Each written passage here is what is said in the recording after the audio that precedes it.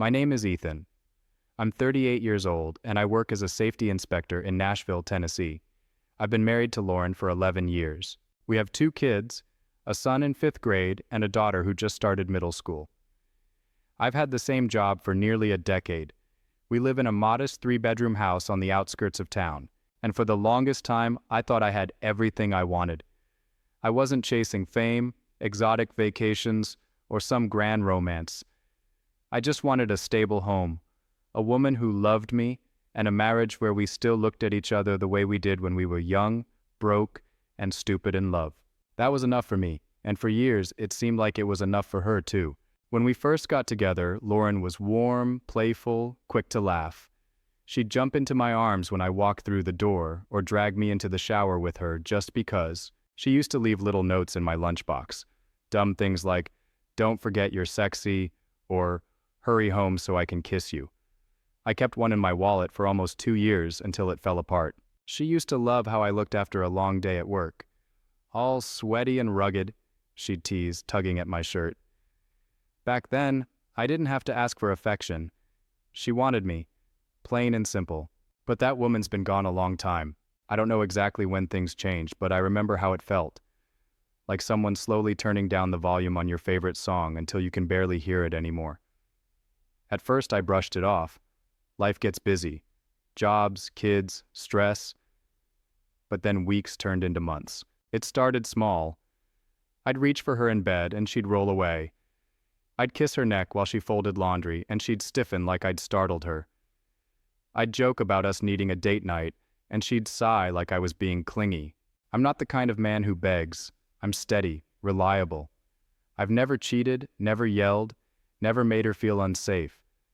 I pay the bills, fix what's broken, and I'm home by 6 every night. But after a while, every attempt to connect, physically or emotionally, felt like knocking on a locked door. I'd lie beside her, staring at the ceiling, wondering what the hell happened to us. She'd say things like, "I'm just not in the mood lately," or, "You always want something." I'm touched out from the kids. It's not all about sex, Ethan, and I get it. I know intimacy isn't just physical. I know motherhood is exhausting. But this wasn't about exhaustion anymore. This was about choice. She was choosing to pull away night after night, like I was some stranger bothering her instead of the man who built a life with her. It got to the point where I felt ashamed to even try.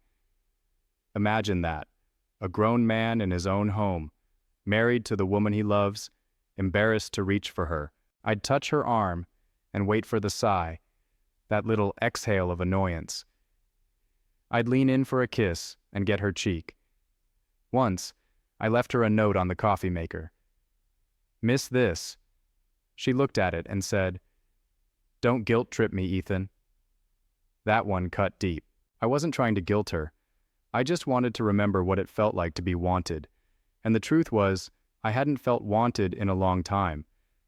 Slowly, I shut down. I stopped joking at dinner. Stopped grabbing her waist when she passed me in the hallway. Stopped suggesting date nights. Because after a while, rejection doesn't just hurt, it humiliates. It makes you feel small. At work, I was still the dependable guy, the one who showed up early and got things done. But inside, I felt like a ghost, like I was fading in my own life.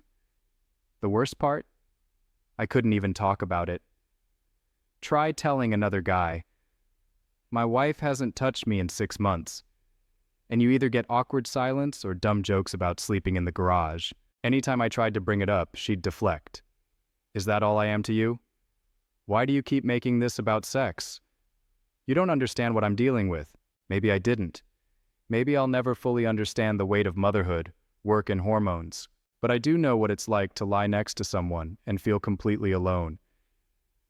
To see your wife smile at her phone more than she smiles at you. To come home and feel like a burden instead of a partner. And slowly, something inside me broke. Not dramatically, not all at once, just quietly, like a slow leak you don't notice until the damage is done. I started questioning everything. Not just my marriage, but myself. Was I not attractive anymore? Too predictable? Too boring? That kind of doubt changes you. It makes you shrink. I stopped kissing her goodbye in the mornings, stopped texting her during lunch, stopped asking her to watch movies with me. I just went through the motions, and she didn't even notice. That was the part that hurt the most. If she didn't care when I was trying, she sure as hell didn't care when I stopped.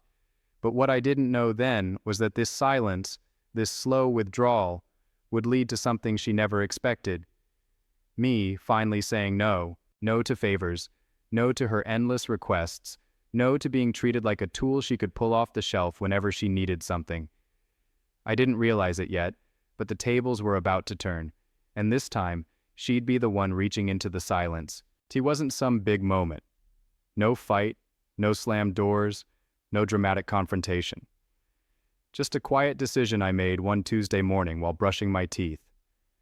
I looked at myself in the mirror, tired eyes, slumped shoulders, and thought, I don't even recognize this guy anymore.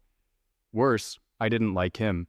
I used to be the man who smiled walking into his own house, the one who left notes in Lauren's purse, who planned surprise date nights, who wrapped his arms around her waist just to feel her laugh against his chest.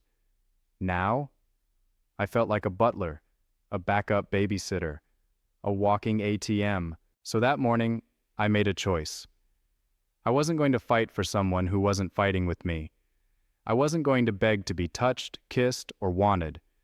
I wasn't going to ask anymore. That first day, nothing changed outwardly. I still made coffee, packed the kids' lunches, left for work at 7 a.m. sharp. But when I came home and Lauren asked, "Can you check the dryer? It's making that noise again," I looked at her and said, "Not today. I've got things to do." No attitude, no sarcasm, just a boundary. She blinked, confused, then walked away without another word. The next morning, she asked if I could drop the kids at school because she had an early Zoom call. "Can't. Told my boss I'd be in early." This time, I watched her face. She was stunned, like it hadn't even occurred to her that I could say no. And that's when it hit me. She wasn't shocked by what I said. She was shocked by the man I was becoming. Not angry, not spiteful, just unavailable. The way she'd been to me for months. I started sleeping better, waking up sharper. My appetite came back. I began running in the mornings, lifting weights at night. Nothing crazy, just enough to sweat out the frustration and remind myself what it felt like to move for me. And slowly, my silence became louder than any argument we'd ever had.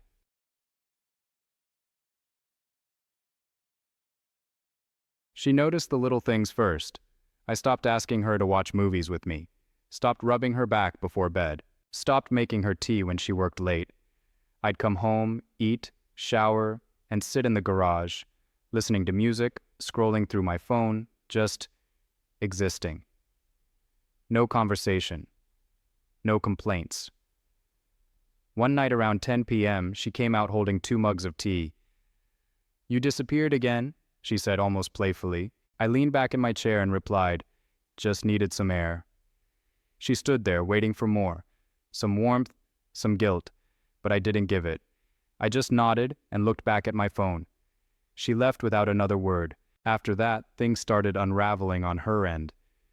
She became clingy, but not in a romantic way, in a transactional way. Every conversation was about what she needed. "Can you fix the AC? It's not blowing cold." "Do you mind running to Costco? I'm swamped."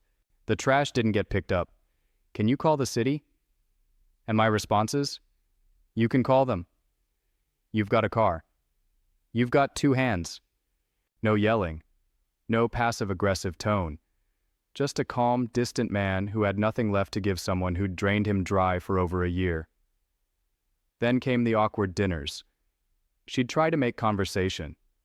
"How was work? Did you see the kids' school project? We should plan something soon." I'd answer politely but briefly. No enthusiasm, no leaning in. I was there, but not present. The same way she'd been for so long. She started wearing nicer clothes around the house, putting on perfume, leaving her phone face up like she wanted me to notice. I didn't ask, didn't care, because the truth was, I'd finally crossed over emotionally. There's a point you reach as a man, after years of rejection, humiliation, and emotional starvation, where you stop trying to get back what was lost. You realize you can either fight for her attention or finally give yourself your own. And that's what I did. I stopped doing extra favors, stopped chasing her approval, stopped walking on eggshells. If the sink leaked, she could YouTube it. If the dog needed the vet, she could make the call. I wasn't her handyman, her emotional crutch, her background character anymore. And the more I ignored her requests, the more anxious she became. She started asking, "Is everything okay? Can we talk soon? Why don't we go out to dinner? Just us." My answers? Sure. Maybe. I've got plans that night, and for once I did. Plans to sit alone, eat wings, and watch the game in silence. It felt better than any forced conversation we could have had. Then came the night she finally snapped. I was in bed scrolling on my phone when she walked in wearing lingerie she hadn't touched in over a year, the same set she used to wear when she actually wanted me. She stood at the edge of the bed and said, "I feel like we've been off lately. Can we fix this?" I didn't even look up at first. Then I set my phone down, met her eyes, and said, "You turned me down every time I reached for you. Every time I needed you, you made me feel small. Now you need me, and I've got nothing left." She looked stunned, hurt, angry. "You're punishing me," she whispered. I shook my head. "No, I'm protecting myself." And that's when she finally understood. This wasn't a tantrum, wasn't payback, it was consequence. I didn't leave that night. Didn't throw her out. But I knew, deep in my bones, that something was over. The part of me that used to chase, beg, and break myself into pieces just to be held by her. He was gone. And now she was standing in the silence she built. The house is quiet now. Not in an angry way, just distant. The TV still plays at night. The fridge still hums. The kids still laugh. But everything else? It's different. The woman who used to turn her back on me in bed now reaches for me, and I stay still. The same hands that once pushed me away now tug at my arm when I walk past, and I keep walking. I didn't plan this, didn't sit around calculating how to hurt her back. I just got tired. Tired of begging for scraps of affection. Tired of being the one who always had to initiate. Conversation, intimacy, connection, forgiveness. I gave until I was empty, and when I finally accepted that the well was dry, I walked away emotionally, even if I was still sleeping under the same roof. Eventually, I filed for separation. Not out of spite. Not for revenge, but because I wanted something she never gave me in the end. Peace. Now, I live in a small rental house on the edge of town. Nothing fancy, but it's mine. Quiet, clean, balanced. The kids come on weekends. We fish, grill, watch movies. They see me smiling now, really smiling, not faking it. Lauren still calls sometimes, still texts. "Can we talk? Can I see you?" I'm not the same woman I was. And maybe she's not, but I'm not the same man either. The man she ignored? He's gone. Now I live by one rule. If you didn't care when I needed you, don't expect me to care when you finally realize it. She withheld love when I offered it freely, so I withheld myself when she wanted it desperately.